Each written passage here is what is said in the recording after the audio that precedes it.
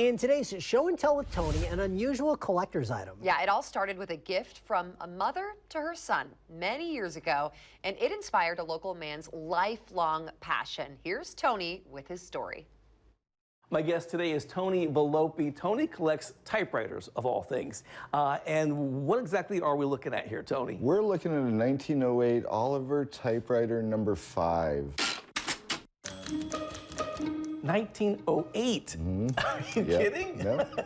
Well over 100 years. Wow. So what makes this particular one so special aside from just its age? This is the first typewriter my mother ever gave me. This just stayed in storage for the longest time, and then life would have it.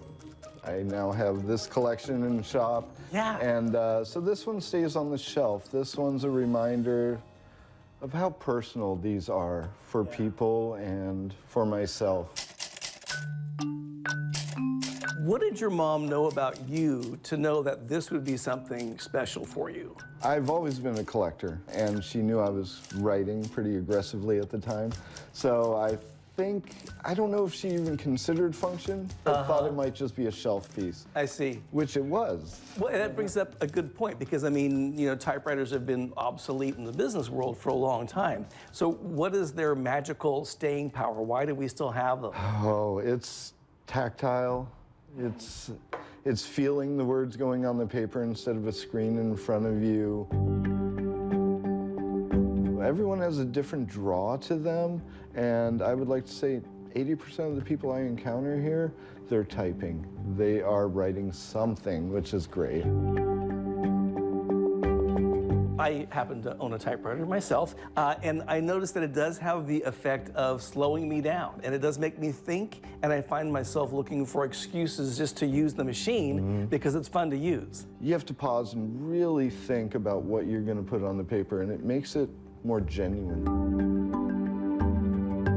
I know you do sell some of them. This one, not for sale. This one's not for sale. Yeah, you gotta keep this one. Yep. Okay. I have 4 in my personal collection now. Yeah. My sweetheart Julia has more at the house than I do in typewriters now. There is an addictive quality. Once you buy one, you want to get another. Well, we'll be expecting an elaborate thank you note from you typed on the Oliver. Most definitely, All right. yep. Thank you so much for sharing this with us. So great All to right, spend the morning with you. All right.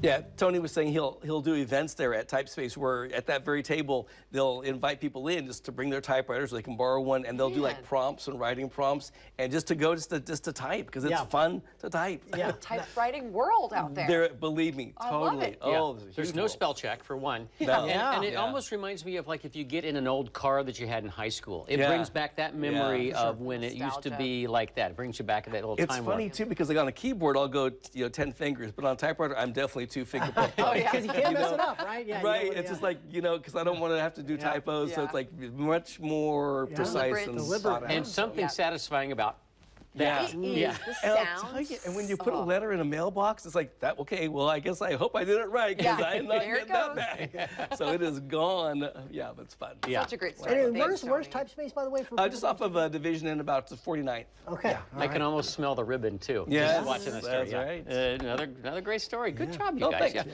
Let's